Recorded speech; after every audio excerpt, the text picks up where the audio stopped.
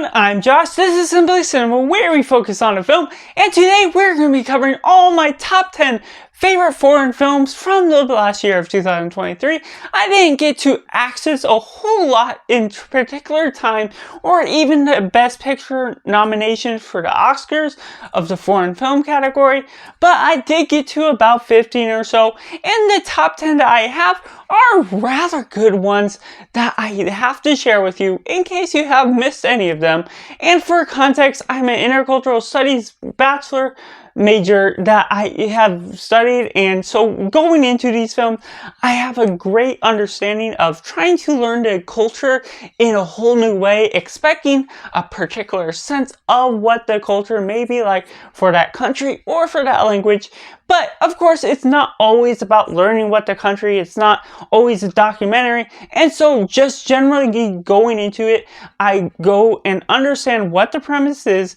and what I might expect of it, but in general, getting to enjoy the films made in that country or made with that language and learning a new sense and stretching my horizon. And hopefully this year I'll be able to expand into foreign films a lot more and just get a general understanding. So if you have any suggestions, and if you're from a different country from the US and do a foreign language, let me know that down in the comments below, just to talk cinema and get to know each other a bit better here on this channel. But here we go, coming in at number 10, we have Society of the Snow, a Spanish film that dropped on Netflix not too long ago that I really enjoyed what it's going after. It's a disaster film that is going into this tragic story based on a true story, and the director is really good in capturing the scenes. Some of the scenes are a bit slow, a bit repetitive, but it's something you might expect for this type of film, for the event. It's capturing so many days that these Spaniards are trapped in this ice after a plane crash and have to get back to safety, and just the story it goes on exposes so much that's tragic, that shows a strong sense of the human survival from these people, from all this story is going about to capture. And the director really insinuates such a great sense of survival for these characters, and just the trauma they may have gone through just is really powerful and a great story to check out. And coming in at number 9, we have A Beautiful Life, a Danish film that is really powerful. What the inspiring aspects of getting into music, getting and going into the ins and out that is really struggling to get into that music category, be successful. And the soundtrack for this film, there's not a ton of songs, but it is really delightful to enjoy and appreciate what these films mean, what these songs mean for the story as a whole. And I do enjoy getting the different drama between the characters, so a little bit of romance thrown in there, just adding an extra taste and fun, interesting aspects to this certain culture. And coming in at number 8, we have Past Lives, of course the most common film that people have known about due to its aspects being a Korean film, and it's just about this story between two different people in Korea. One ends up going off to the US, and so they end up going on this what if type of journey. What if they stopped and stayed together instead of having been childhood friends, and that split apart, that had a destiny that they might have been together. And there's different points where they meet up at different times, like 10 years later, 5 years later, whatnot, that you get this really somewhat tragic La La Land type of story ending that it is really inspiring and doesn't necessarily be the end-all be-all for where these characters were meant to meet, but you still get the build-up between these characters that makes you cheer for them, that ends up being such a downfall for what you're really hoping to get out of the love and enduring sacrifices that you see this director bring to the table. And bring to the romance side of this drama. And coming in number 7, we have Anatomy of a Fall, which is an English and French film, mostly French, that I just really enjoy for this court drama. There's some lull in the film that makes it a little slower than you'd like, but the way the impact goes in the start, what elevates the story between the accusation that this wife has killed her husband of a fall, and just what they have going about it, the different testimonies, everything that makes her story become less believable, but you're still having to cheer and figure out how she's gonna get out of it, if she does, and just the court case and trial that goes on throughout brings you into all of this different tension and wondering how things are gonna get solved in different ways. And that makes it such a great film that is worth checking out. And coming in number 6, we have Polite Society. Now this is an English and Portuguese film that is going off the rails. A very less serious film that's going all these different martial arts and fighting sequences about different expectations about being prearranged into marriages when you're not wanting to, and the way they go about it is just culturally appropriate, but also becomes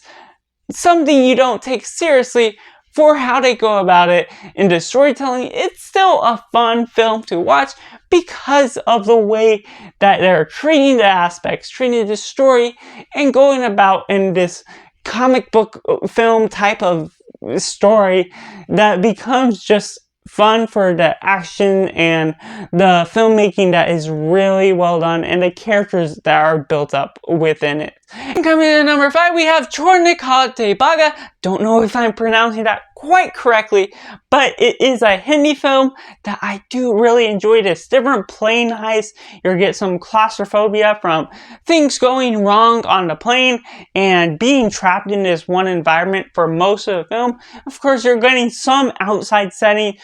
at different points, but it's an adventure that goes in different ways that I did not expect it to go, and having these different dynamics between the characters, figuring out how things are going wrong, whose